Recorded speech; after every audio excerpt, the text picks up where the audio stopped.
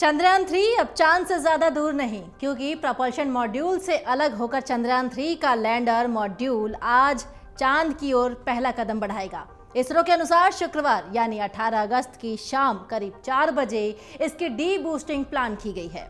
प्रज्ञान rover की गोद में बिठाए लैंडर विक्रम गुरुवार को चंद्रयान-3 के प्रपल्शन मॉड्यूल से अलग हुआ है और अब चंद्रमा की कक्षा में भारत के 3 स्पेसक्राफ्ट भी हो गए हैं। चंद्रयान-2 का ऑर्बिटर, चंद्रयान-3 का प्रपल्शन मॉड्यूल और लैंडिंग मॉड्यूल तीनों चंद्रमा के चक्कर काट रहे हैं।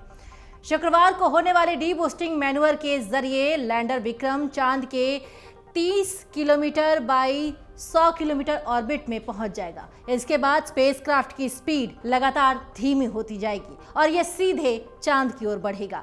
चंद्रयान-3 चांद पर कब उतरेगा? जब 14 जुलाई को यानी लॉन्चिंग के दिन से ही हर देशवासी के मन में यह सवाल घूम रहा था।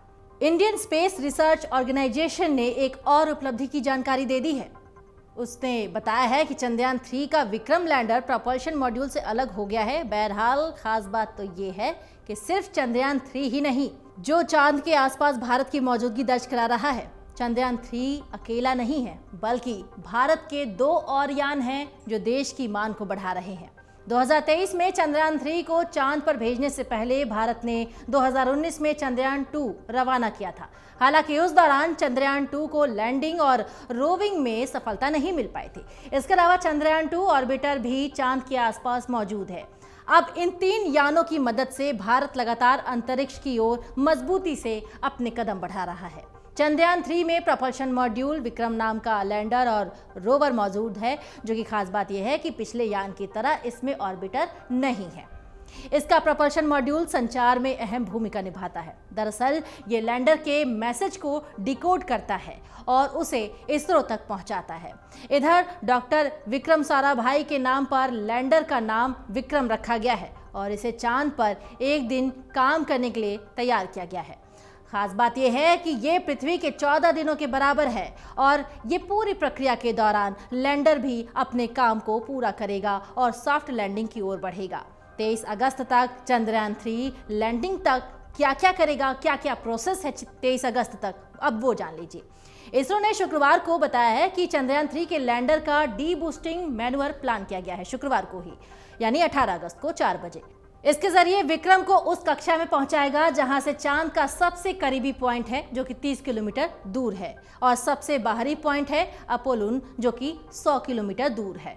एक बार इस ऑर्बिट यानी 30 किलोमीटर बाई 100 किलोमीटर के ऑर्बिट को अगर चंद्रयान-3 ने हासिल कर लिया तो फिर लैंडर की स्पीड धीमी की जाएगी। 30 किलोमीटर की हाइट से ये धीमे धीमे चांद की ओर सीधे बढ़ेगा। अभी ये हॉरिजॉन्टल चक्कर लगा रहा है और तब इसे वर्टिकल कर दिया जाएगा और ये चांद की सतह पर लैंड करने को तैयार हो जाएगा। चंद्रयान-3 का लैंडर चांद पर लैंडिंग करने के लिए उसी तरह बढ़ेगा जैसे रॉकेट के साथ धरती से उड़ा था। हालांकि नीचे उतरते समय इसकी रफ्तार बेहद धीमी होगी। इसरो के चीफ एस सोमनाथ के अनुसार चंद्रयान-3 को इस तरह से बनाया गया है कि अगर सब कुछ फेल भी हो जाए तो भी ये चांद पर लैंड कर पाएगा। ये बहुत बड़ी जानकारी सोमनाथ ने दी है। सोमनाथ ने यह भी कहा है कि अगर सारे सेंसर्स फेल भी हो जाए तो कुछ काम मान लीजिए ना भी करे, तब भी ये विक्रम जो है वो लैंडिंग कर पाएगा। इसे उसी तरीके से डिज़ाइन किया गया है जैसे सुनिश्चित किया गया है कि अगर दोनों इंजन इस बार काम नहीं भी करते तो भी ये लैंड करने में सक्षम होंगे। चांद पर विक्रम की सॉफ्ट लैंडिंग के बाद असली मिशन तब शुरू होगा। लैंडर की गोद में बैठा रोवर प्रज्ञान लैंडिंग के बाद चांद पर चहलकदमी करेगा और वहां की सभी स्थितियों का स्टडी भी करेगा।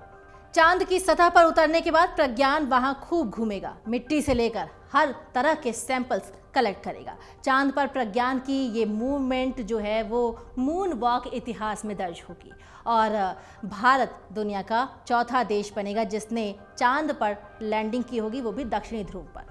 अभी तक केवल अमेरिका, सोवियत यूनियन और चीन की ऐसे कोशिशें रह पाई हैं और इसरो का चंद्रयान-2 मिशन चांद के दक्षिणी ध्रुव पर लैंड करने में असफल रहा था और इसके बाद इजराइल और जापान के प्राइवेट स्पेसक्राफ्ट भी चांद पर लैंड करने की कोशिश में क्रैश हो गए थे। खास बात यह है कि चांद के आसपास सिर्फ भारतीय मिशन ही नहीं बल्कि कई अन्य देश के भी यान मौजूद हैं। इनमें अमेरिका, चीन और कोरिया का भी नाम शामिल है। और अगर 23 अगस्त को सब कुछ ठीक रहा, चंद्रयान-3 अगर चंद्रमा के दक्षिणी ध्रुव पर सफलतापूर्वक लैंड कर जाता है तो भारत देश ऐसा करने वाला पहला देश बन जाएगा। अमर उजाला अब आपके टीवी पर भी। अपने स्मार्ट टीवी पर YouTube पर सर्च करें अमर उजाला, चैनल सब्सक्राइब करें और देखें ताजा खबरें, वो भी HD क्वालिटी में। और हाँ, बेल आइकन दबाना ना भूलें ताकि हर खबर हो आपके घर। अमर उजाला, निष्पक्ष, निर्भीक, निरंतर।